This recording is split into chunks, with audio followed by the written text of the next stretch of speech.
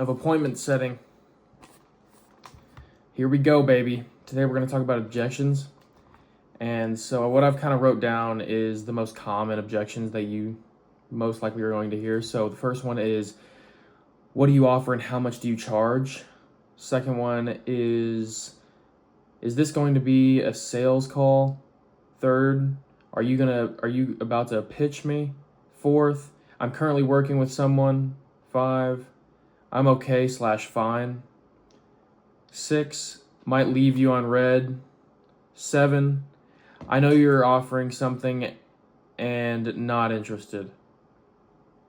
All right, so for the first one, what I've got written down here is on pretty much just how to handle these, or just an easier way to handle these objections. And for the first one, just comment, well, I'll start off by saying the objection and then I'll go down to the a way to handle these. So the first one is, what do you offer and how much do you charge? Just straight off to the bat. And you can say, I wasn't planning on offering anything. Not sure enough if you're a good fit because we just met. And I feel like that kind of gives that personalization to the prospect and builds that connection/trust, you know? And I feel like that one would work pretty well. 2, is this going to be a sales call?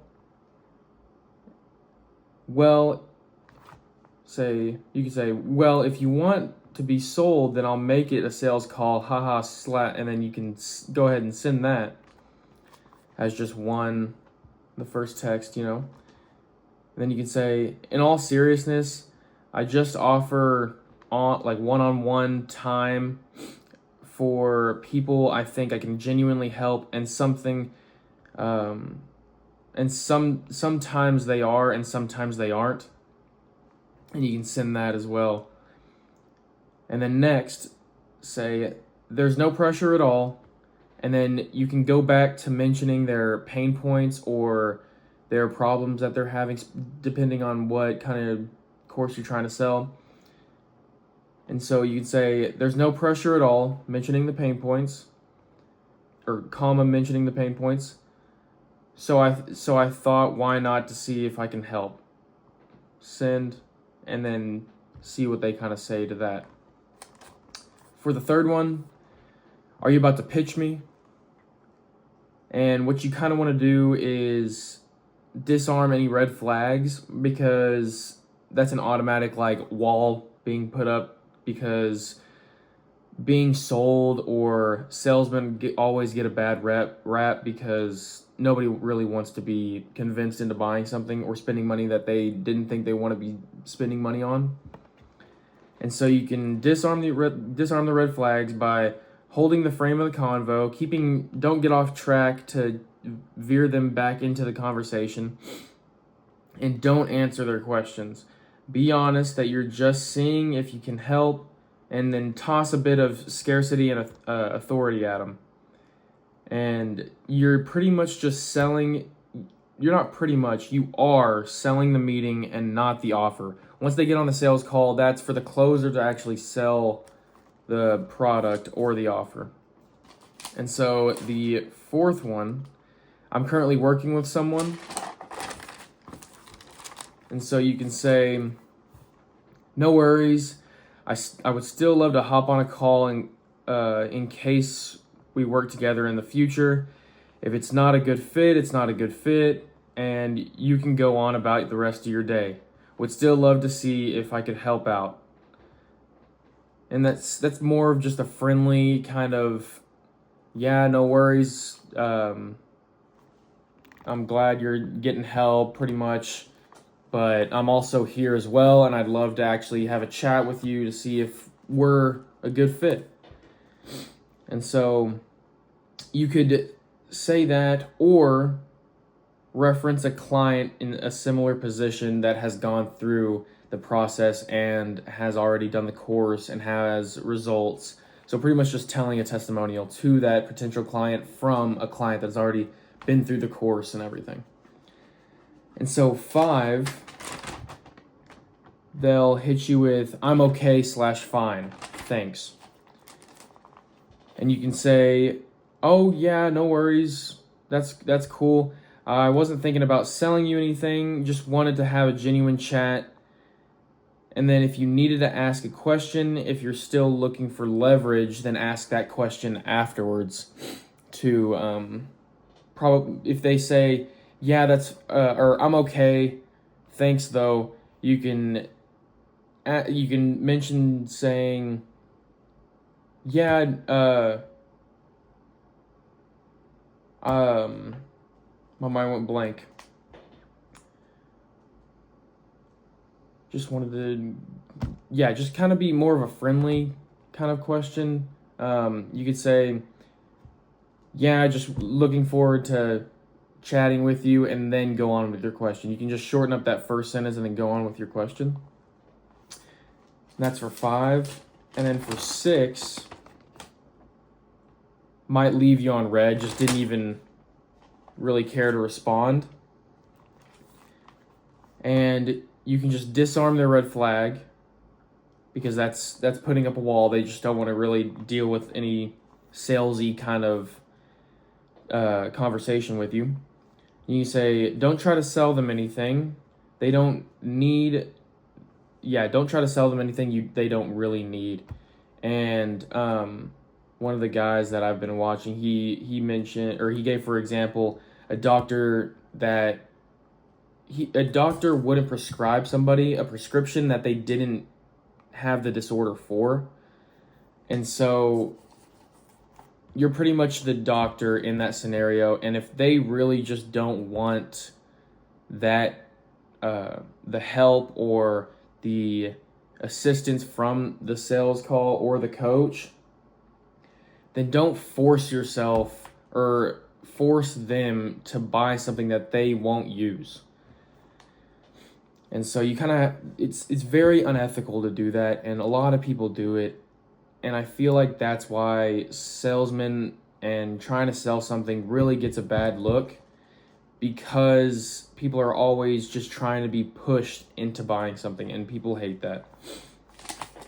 And so for 7, moving on, I know you're offering something and not interested. Okay?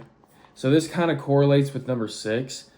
If that's their first response, but they're still responding, there isn't a problem to go ahead and text back to kind of see what all's going on and everything. Kind of just starting the conversation, because they obviously had committed to texting you back after even though saying that they're not interested, right? They still texted you that they're not interested.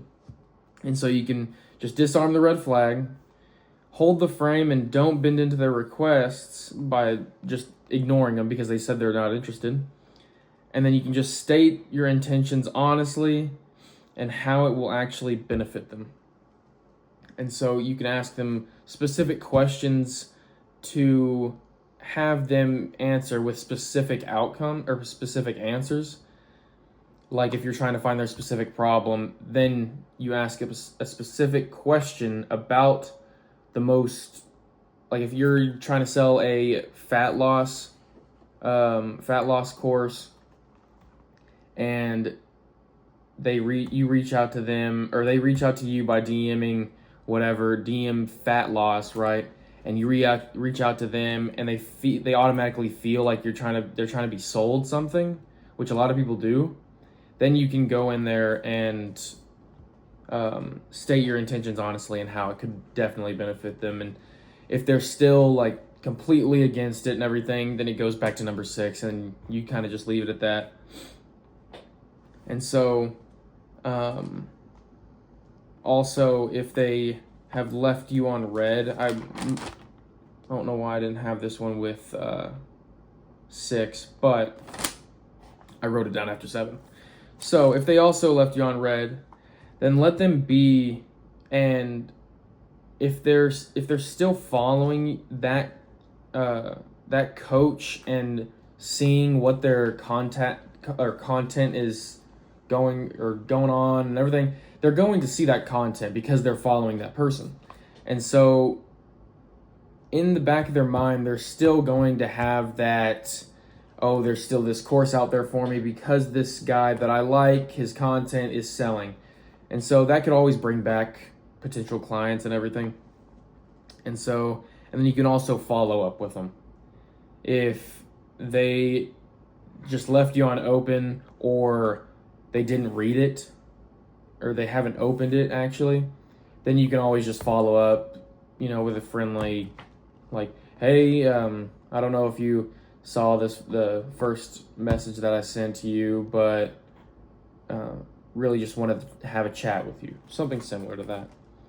And yeah, that's pretty much all I kind of really went over.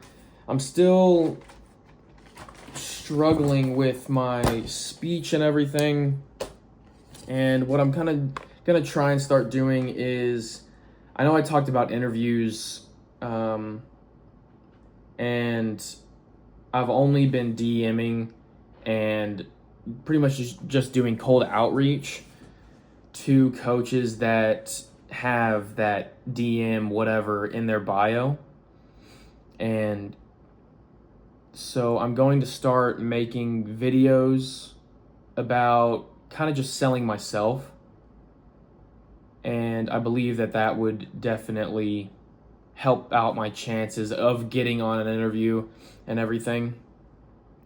And so, yeah, I think the plan is to still send cold outreach, but I'm also going to add videos to that cold outreach message, just so they kind of have something to go off of instead of just a random guy messaging them that is just in the line of cold DMs that they're getting on a daily basis.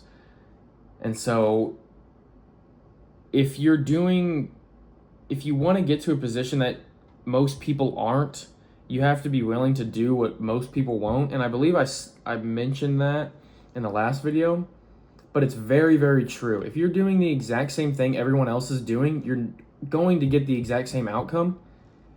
And I don't want to just be a everyday appointment setter. I am doing this to better myself and better my internal problems with my communication skills, my mindset, my discipline. And if I'm doing everything that everyone else is doing, I'm not going to stand out and I'm not going to get better. And I'm just going to be one of those random guys in that specific crowd of appointment setting DMs. And the best way that I believe to get out of that group of people is by doing what most of them aren't doing. And by that, I mean making videos to actually give the coaches something to go off of before the interview and actually give them that comfort to actually reach out and see that I'm like a real person. I'm not just a stupid person just kind of copy and pasting the exact same DM over and over and over again. And yeah, so I think that's what I'm going to be doing. I believe that will take me out of that specific group and put me in another group that has very minimal people, and it'll help my odds out. So yeah, day 11, it's a late night, but yeah, I gotta sit here and gotta make these videos. It's helping me out with my communication and actually talking to a camera, because I've never done this, And so yeah, day 11 on the journey of financial freedom. Quitting the 9-to-5, baby. That's the dream right there. Quitting the 9-to-5 and working for yourself. So yeah, thanks, and I'll see you tomorrow.